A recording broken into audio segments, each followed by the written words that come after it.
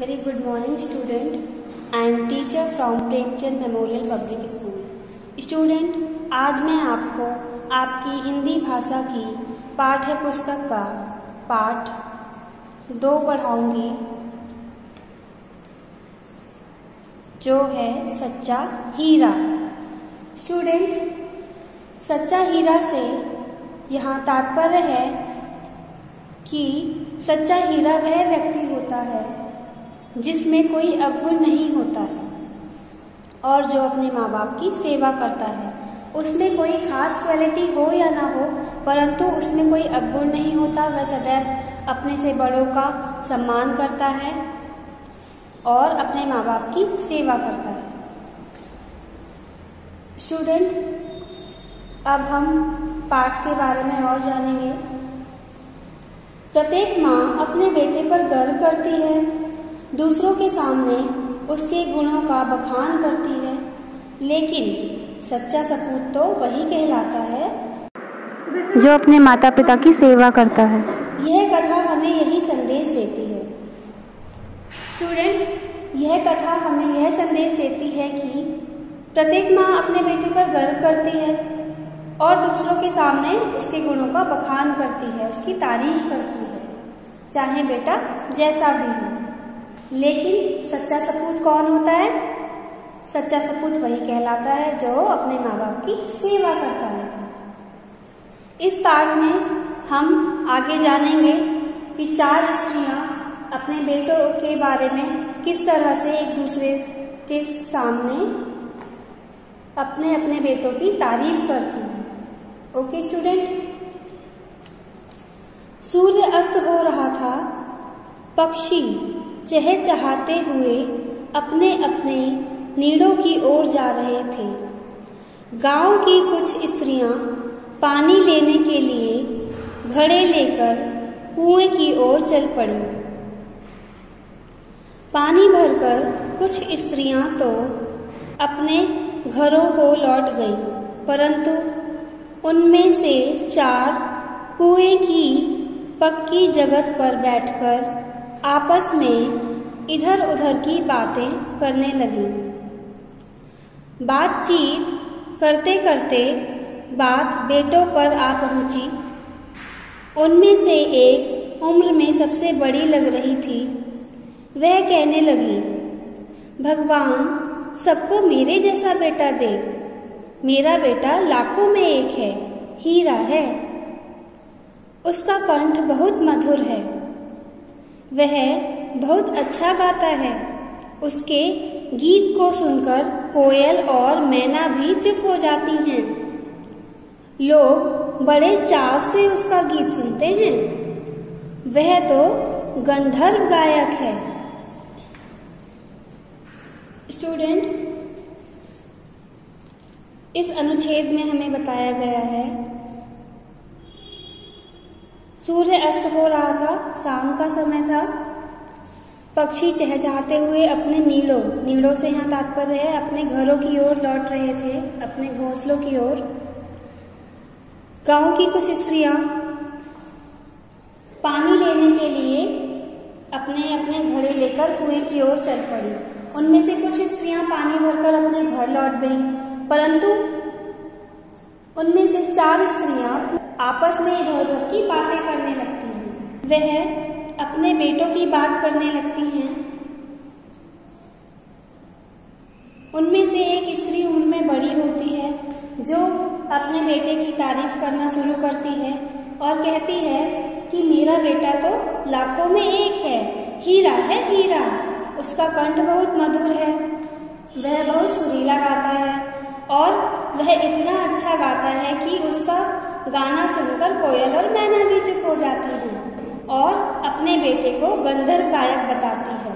गंधर्व गायक का मतलब होता है जो देवलोक में गाता है. दूसरा अनुच्छेद देखेंगे हम.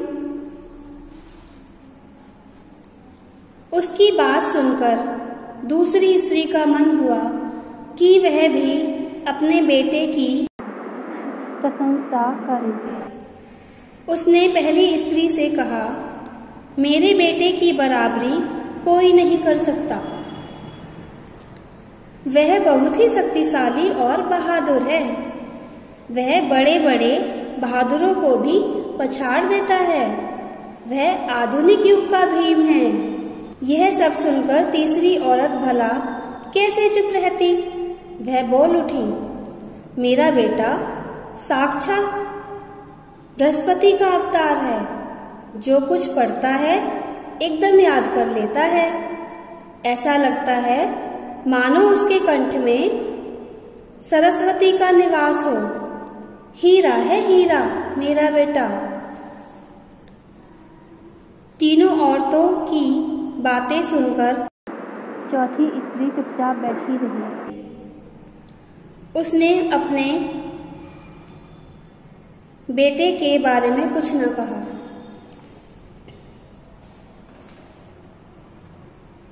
पहली औरत की बातें सुनने के बाद दूसरी औरत की भी इच्छा हुई कि वह भी अपने बेटे की तारीफ करे। तो वह तारीफ करते हुए कहती है कि मेरे बेटे की बराबरी कोई नहीं कर सकता। वह बहुत ही शक्तिशाली और बहादुर है। वह बड़े बड़े बहादुरों को पछाड़ देता है। वह आधुनिक युग का भीम है। यह सब सुनकर तीसरी औरत भला कैसे चुप रहती। वह भी बोल उठी। वह कहती है कि मेरा बेटा साक्षात बृहस्पति का अवतार है। जो कुछ पढ़ता है एकदम से याद कर लेता है। ऐसा लगता है मानो उसके कंठ में सरस्वती का निवास हो। कंठ से तात्पर्य है गला। कहती है हीरा है मेरा बेटा हीरा। लेकिन जो चौथी स्त्री होती है वह तीनों औरतों की बात सुनने के पश्चात कुछ नहीं बोलती, चुप रहती है। ओके स्टूडेंट, अब आप पेज पलटेंगे, पेज 12 पर आएंगे। पहली औरत ने उसे टोकते हुए कहा, क्यों बहन तुम चुप क्यों हो? तुम भी तो अपने बेटे के बारे में कुछ बताओ। चौथी स्त्री ने बड़े ही सहज भाव से कहा, मैं अपने बेटे की क्या प्रशंसा करूं? वह न तो गंधर्व सा गायक है, न भीम सा बलवान और न बृहस्पति का अवतार। पहली औरत के पूछने पर चौथी औरत कहती है कि मैं भला क्या तारीफ करूं अपने बेटे की। वह ना तो गंधर्व सा गायक है, न भीम की तरह बलवान है और ना ही बृहस्पति का अवतार है। कुछ समय बाद जब वे सब सिर पर घड़े रखकर लौटने लगी, तभी किसी के गाने का मधुर स्वर सुनाई पड़ा। सुनकर पहली स्त्री बोली, सुनो, मेरा हीरा गा रहा है। तुम लोगों ने सुना? उसका कंठ कितना मधुर है। वह लड़का गीत गाता हुआ उसी रास्ते से निकल गया। उसने अपनी माँ की ओर कोई ध्यान नहीं दिया। इतने में दूसरी स्त्री का बेटा उधर आता दिखाई दिया। दूसरी स्त्री उसे देखकर गर्व से बोली, देखो वह मेरा लाडला आ रहा है। शक्ति और सामर्थ्य में इसकी बराबरी कौन कर सकता है। वह यह कह ही रही थी कि उसका बेटा भी उसकी ओर बिना ध्यान दिए ही निकल गया। कुछ समय बाद जब वे चारों स्त्रियां अपने घर की ओर लौटने लगती हैं, तो रास्ते में किसी के मधुर स्वर सुनाई पड़ते हैं। उनमें से पहली स्त्री बोलती है, देखो सुना तुम लोगों ने, यह मेरा बेटा गा रहा है। उसका कंठ कितना मधुर है। परंतु उसका बेटा उस पर कोई ध्यान नहीं देता और वहां से निकल जाता है। फिर थोड़ी देर बाद दूसरी स्त्री का बेटा उधर से आता दिखाई देता है। तभी दूसरी स्त्री अपने बेटे को देखकर कहती है, देखो वह आ रहा है मेरा लाडला। शक्ति और सामर्थ्य में इसकी बराबरी कोई भी नहीं कर सकता। वह यह कह ही रही थी कि उसका बेटा भी उसकी ओर बिना ध्यान दिए वहां से चला जाता है। अब वे स्त्रियां कुछ आगे बढ़ती हैं। वे कुछ आगे बढ़ी तो एकाएक तीसरी स्त्री का बेटा उधर से संस्कृत के श्लोकों का पाठ करता हुआ निकला। उसके उच्चारण से ऐसा लग रहा था मानो उसके कंठ में साक्षात सरस्वती विराजमान हो।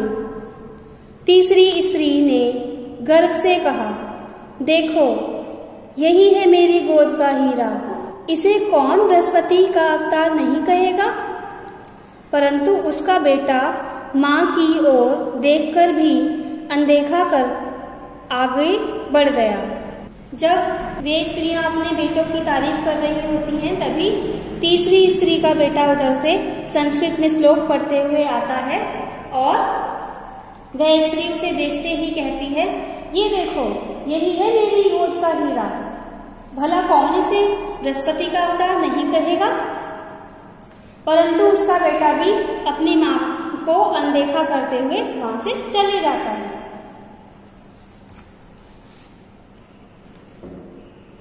अब आगे, वह अभी थोड़ी दूर ही गया था कि चौथी स्त्री का बेटा भी अचानक उधर से आ निकला।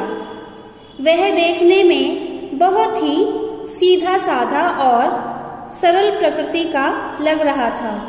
उसे देखकर चौथी स्त्री ने कहा, बहन यही मेरा लाल है। चौथी स्त्री उसके बारे में बता ही रही थी कि उसका बेटा पास आ पहुंचा।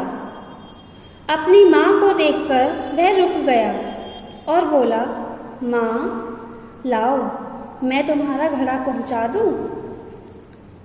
मना करने पर भी उसने मां के सिर से पानी भरा घड़ा उतारकर अपने सिर पर रखा और घर की ओर चल पड़ा।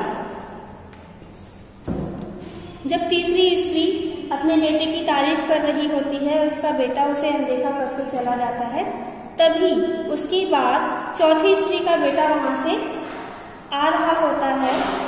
उसे देखकर चौथी स्त्री कहती है, बहन देखो यही है मेरा लाल। जब उसकी मां बाकी तीन स्त्रियों को उसके बारे में बता रही होती है, तभी चौथी स्त्री का बेटा अपनी मां के पास आता है और कहता है, मां लाओ मैं तुम्हारा घड़ा पहुंचा दूं। चौथी स्त्री के मना करने पर भी उसका बेटा उसके सिर से घड़ा उतारकर अपने सिर पर रख लेता है और घर की ओर चल पड़ता है। पेज नंबर 13 देखिए। तीनों औरतें बड़े ही आश्चर्य से चौथी स्त्री के बेटे को देखती रहीं। एक वृद्ध महिला जो बहुत देर से इन औरतों के पीछे चलती हुई इनकी बातें सुन रही थी, पास आकर बोली, देखती क्या हो, यही सच्चा हीरा है। तो स्टूडेंट आपको समझ में आया सच्चा हीरा कौन होता है? यस, जो अपने माँ बाप की सेवा करता है और अपने से बड़ों का सदैव आदर करता है। ओके स्टूडेंट, यह पाठ पंजाब की एक लोक कथा पर आधारित है। आपका यह पाठ समाप्त हो चुका है। Okay student, thank you so much. Have a nice day.